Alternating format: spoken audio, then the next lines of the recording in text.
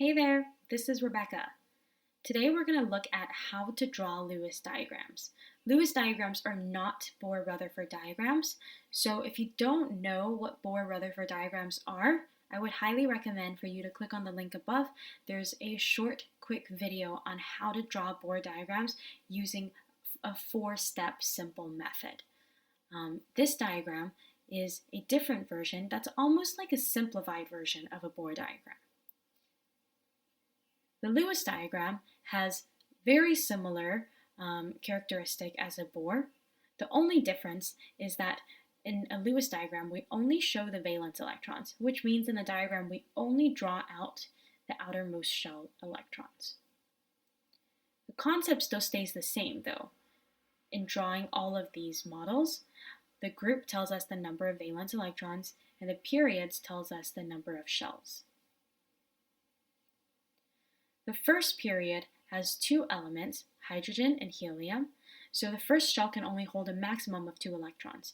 So if you look at the periodic table, your first period, which is your first row, only contains hydrogen and helium, which means that the maximum number of electrons in that first row, that first shell, would just be 2, right? Because helium has an atomic number of 2, which means that it only has 2 electrons maximum. Every period after the first period can hold a maximum of 8 electrons. So this is really key to continuously remember. A lot of times students tend to forget and they usually end up drawing 8 electrons in its first shell, and that would be wrong. We're going to take a look at the Bohr diagram example of oxygen, and we're going to compare that Bohr diagram example with the Lewis diagram one. Oxygen is located on group 6. Period 2. Group 6 means 6 valence electrons and period 2 means 2 shells.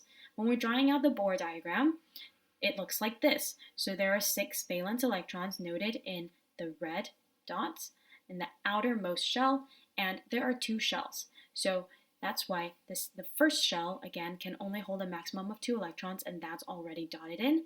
And then your second shell has 6 electrons to show that oxygen has 6 valence electrons. In order to differentiate between a Bohr and a Lewis, the Lewis only includes the valence electrons. So as you can see here, the mere difference, it's just that the Lewis diagram does not include all of the shells. It only shows the outermost shell valence electrons, doesn't show the inner shell, and certainly it does not show the nucleus, which is this circle here. This circle is not another shell. The next video, we're going to cover a couple practice examples where you could test yourself and you can draw out a couple Bohr and Lewis diagram, and I will go over the solution with you together. If you liked this video and you found this video helpful, as always, it would mean a lot to me if you can like and subscribe. Thank you.